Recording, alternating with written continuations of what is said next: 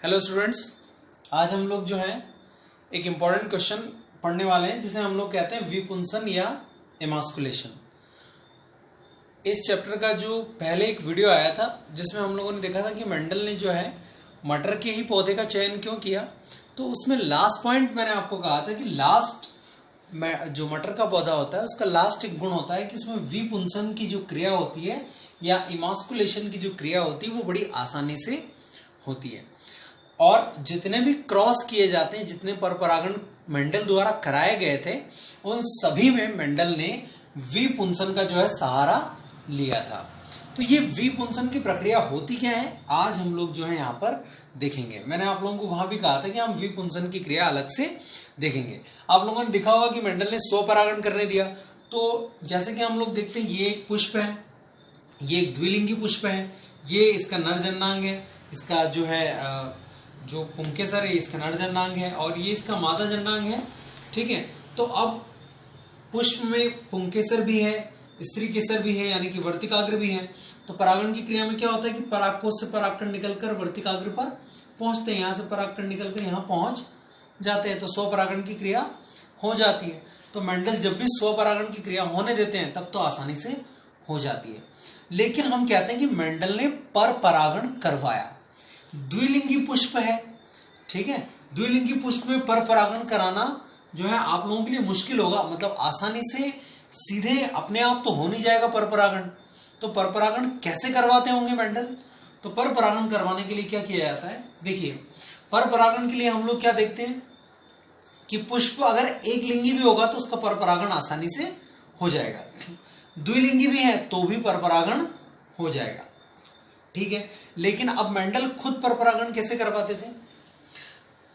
पुष्प को जो है पर परागण कराने के लिए हम लोग चाहते हैं कि ये वाला जो पुष्प है इस पर, इस वाले पुष्प पर ये ए पुष्प है और ये जो है बी वाला, ये ए प्लांट है और ये बी प्लांट है, पहला ए पौधा और ये बी नंबर का पौधा है। अगर हम लोग चाहते हैं कि जो बी वाला पौधा है इस पर क्या किया जाए, इस पर हम लोग करवाएंगे पर परागण। तो पर परागण कैसे करवाया जाए? तो पर परागण कराने के लिए क्या चाहिए हम लोगों को? एक लिंगी पुष्प में आसानी से पर परागण होता है, तो हम लोग क्या करते हैं कि इसमें स्वपरागण की क्रिया नहीं होनी चाहिए। हम लोग ये चाहते हैं कि इसमें स्वपरागण की क्रिया नहीं होनी चाहिए। तो स्वपरागण की क्रिया किसके द्वारा होती है कि एक पुष्प के परागकण अगर उसी के वर्तिकाग्र पर पहुंचे तो होती है स्वपरागण।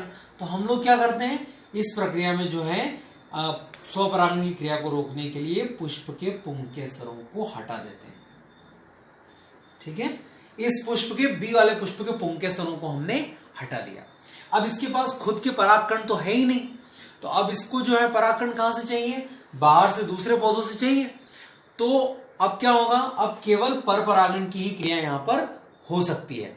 ठीक है, अब केवल पर परागण हो सकता है, स्वपरागण तो यहां हो ही नहीं सकता। क्यों नहीं हो सकता? क्योंकि खुद के परागकोश तो उसके पास है ही नहीं। तो इमास्कुलेशन या विपुंसन की क्रिया होती क्या है? इमास्कुलेशन या विपुंसन एक ऐसी क्रिया है जिसमें जो पुष्प है उसके परिपक्व होने से पहले ही, जब तक वो परिपक्व नहीं हो जाता, जब तक उसके परागकण परिपक्व नहीं हो जाते, उसके पहले ही उसके पुंकेसरों को काट दिया जाता है, पुंकेसरों को वहां से हटा दिया जाता है। और तो इससे क्या होता है, इससे स्वपरागण की क्रिया नहीं होती है। और फिर क्या करते हैं, फिर हम लोग ये करते हैं कि यहां से ये जो परागकोश है इसको यहां से लेते हैं और इस परागकोश से परागकणों को कहां डाल देते हैं? इस वर्तिकाग्र के ऊपर डाल देते हैं। ठीक है, तो अब कौन सा परागण होता है? केवल पर परागण। ठीक है, ये अलग पौधा है, ये अलग पौधा है, तो एक पौधे से दूसरे पौधे के वर्तिकाग्र पर पहुंचते हैं तो उसे हम लोग कहते हैं पर परागण। तो क्या किया हमने? विपुंसन या इमास्कुलेशन एक ऐसी क्रिया है जिसमें स्वपरागण को रोकने के लिए और पर परागण को प्रोत्साहित करने के लिए। अब पर परागण को प्रोत्साहित क्यों कर रहे हैं? क्योंकि हमने देखा था बहुत सारे लाभ होते हैं, बीज अच्छे मिलते हैं, सुंदर आकर्षक होते हैं, संख्या में ज्यादा होते हैं, पौधे जो होते हैं प्रबल होते हैं, अनुकूलन क्षमता ज्यादा होती है, बहुत सारे फायदे हैं पर परागण के, तो इसलिए हम पर परागण कराना चाहते हैं। तो विपुंसन या इमास्कुलेशन एक ऐसी क्रिया है जिसमें परिपक्व होने से पूर्व ही पुष्प के पुंकेसरों को हटा दिया जाता है।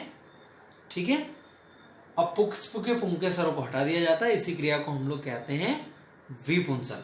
ठीक। और विपुंसन करने के बाद एक और क्रिया होती है। अब जैसे ये पुष्प है, अब इस पुष्प पर हो सकता है कि इसी पौधे पर लगे हुए दूसरा, हमने देखा कि स्वपरागण केवल एक ही पुष्प के परागकणों से नहीं होता है, उसी पौधे पर लगे दूसरे पुष्प के परागकणों से भी हो सकता है। तो क्या करते हैं कि दूसरे पुष्प के परागकण इसमें अब ना आए, हमने एक बार डाल दिया ना, उसके बाद ना आए, इसलिए पुष्प को जो है पॉलीथीन द्वारा ढक दिया जाता है।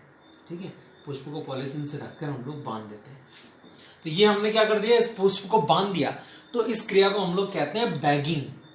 ठीक है, इसे क्या कहा जाता है, बैगिंग कर दिया हमने इसे। ठीक, तो विपुंसन करने के बाद क्या कर दिया जाता है, पुष्प को जो है ढक दिया जाता है ताकि अन्य परागकण उसमें ना पहुंचे, और इसी को हम लोग कहते हैं बैगिंग। तो एक महत्वपूर्ण जो है हम लोगों को याद रखना है कि विपुंसन या एमॉस्कुलेशन किसे कहते हैं, कि तो इसमें हम लोग कहते हैं कि स्वपरागण की क्रिया को रोकने के लिए तथा पर परागण की क्रिया को प्रोत्साहित करने के लिए परिपक्व होने से पहले ही पुष्प के जो है पुंकेसरों को हटा दिया जाता है। इस क्रिया को विपुंसन या एमॉस्कुलेशन कहते हैं।